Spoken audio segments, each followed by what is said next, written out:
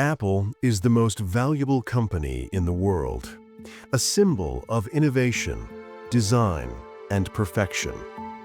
But behind every sleek iPhone, behind every revolutionary product launch, there was one man whose vision quietly shaped it all. While Steve Jobs stood on stage, changing the world, he was behind the curtain, sketching that world into existence. His name? Jony Ive, the man who turned computers into art, who made metal feel human, who gave Apple its soul. But what most people don't realize is that Apple's unstoppable rise wasn't just about technology, it was about design. And for over 2 decades, that design came from one man, working in silence, obsessed with perfection, and willing to risk everything to make Apple the company it is today. This is the story of the designer that made Apple unstoppable. Before Apple was a trillion-dollar empire, it was on the edge of collapse. The year was 1996.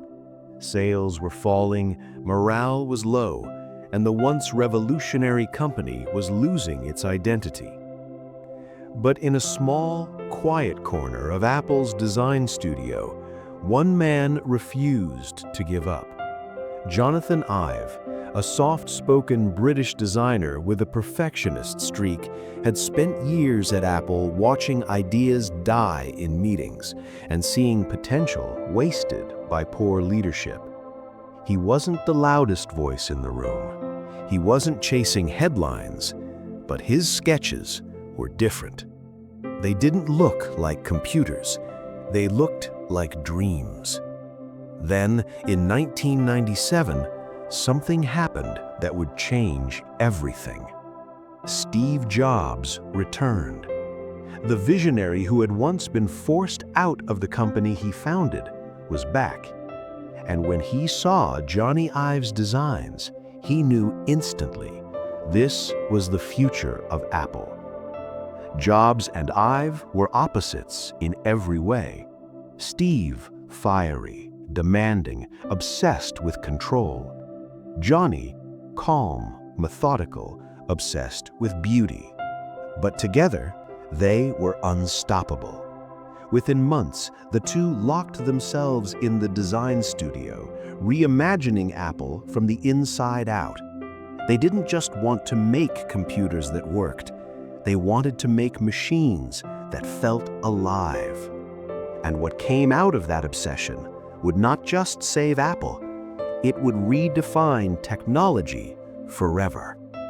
In 1998, Apple was desperate for a miracle. The company had one shot, one product that could either save it or bury it for good.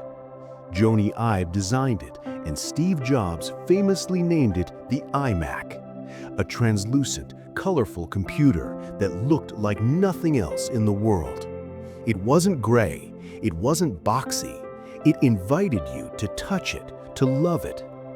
And when Steve Jobs unveiled it on stage, the crowd didn't just see a new computer, they saw Apple reborn. The iMac was more than a product launch. It was a statement. Jony Ive's design didn't just make technology easier to use, it made it emotional. For the first time, people weren't buying specs, they were buying beauty. Critics laughed at first. It's just a toy, they said. But when sales exploded, it was clear. Jony's vision had worked. Apple wasn't just back, it was cool. Behind the scenes, Jony and his small design team were running on almost no sleep. Working in a secluded studio known as the Design Lab, they would sketch, sculpt, and argue for hours, all under one rule from Jony. Nothing leaves this room until it's perfect. The iMac's success gave Apple a new identity, but for Jony, it was only the beginning. He believed design could shape everything, and over the next decade, he would take that belief to an entirely new level, transforming not just Apple, but the entire world of technology. After the iMac, Apple wasn't just surviving anymore, it was leading. But for Jony Ive, the mission wasn't over. He wanted to make technology disappear, to make the object fade away until all that was left was the experience. That idea became the foundation for Apple's next revolution, the iPod. 1,000 songs in your pocket, a simple phrase that changed music forever. The iPod wasn't about power, it was about feeling. The click wheel, the white earbuds, the smooth aluminum, all of it was Jony's language. Minimal, human, iconic. By the mid-2000s, Apple had become more than a tech company. It was a cultural movement. And just when people thought they'd seen it all, Jony and Steve were quietly building something even bigger, a device that would merge phone, music, and internet into one seamless object, the iPhone. In 2007, when Steve Jobs pulled it out of his pocket, the world gasped. But what most people didn't know was that the design nearly didn't happen. Dozens of prototypes failed. Early mock-ups were flawed. Glass cracked. The technology was a constant struggle. Steve was furious. Through it all, Jony stayed calm. He kept sketching, refining, and pushing, until one day the final prototype landed on the table. Smooth edges, single button, black screen, a perfect rectangle of potential. Jobs held it in his hand and whispered, "This is it." When the iPhone launched, Apple became unstoppable. And behind every photo taken, every message sent, and every swipe across that glass was Jony Ive's invisible hand. He wasn't chasing fame. He was chasing purity. But perfection comes with a price. And as Apple reached its highest point, Jony was about to face his biggest test yet, one that no design could fix. By 2011, Apple was on top of the world. The iPhone was redefining entire industries. The iPad was changing how people worked, learned, and played.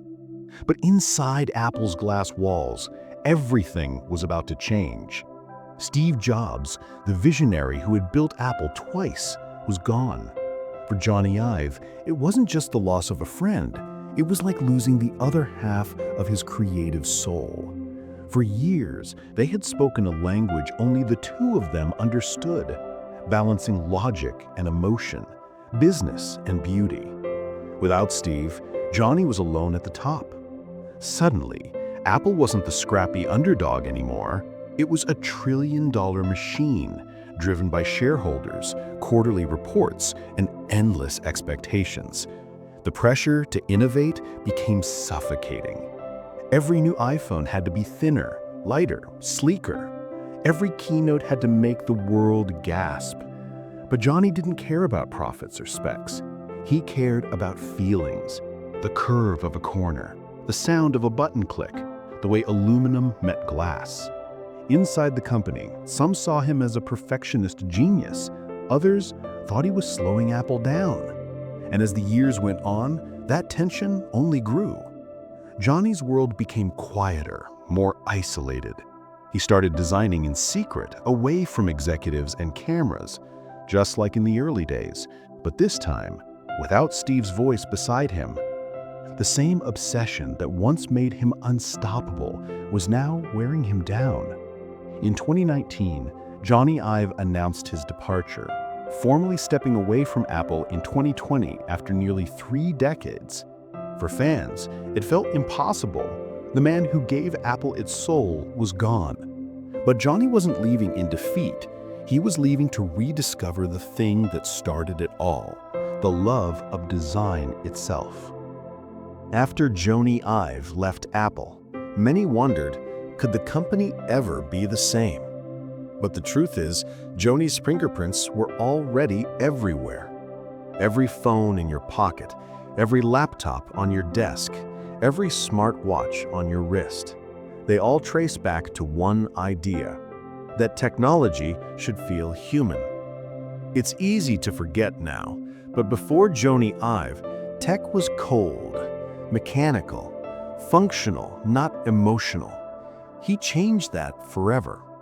His designs taught us that simplicity isn't emptiness, it's clarity. That design isn't decoration, it's storytelling. From the candy-colored iMacs that brought Apple back to life, to the glass and steel temples we carry in our pockets today, his philosophy runs through every curve, every pixel, every shadow. Even after leaving Apple, Jony continued creating, designing for projects that blended art, architecture, and humanity. Because for him, design was never about gadgets. It was about how people feel when they use them. He once said, "It's very easy to be different, but it's very difficult to be better." That line, quiet, humble, relentless, is the essence of Jony Ive. While the world remembers Steve Jobs as the face of Apple, Jony Ive will always be its voice, soft, deliberate, and unforgettable. Because in the end, Apple didn't just become unstoppable because of innovation or marketing. It became unstoppable because one man believed that even in a world ruled by technology, beauty still matters.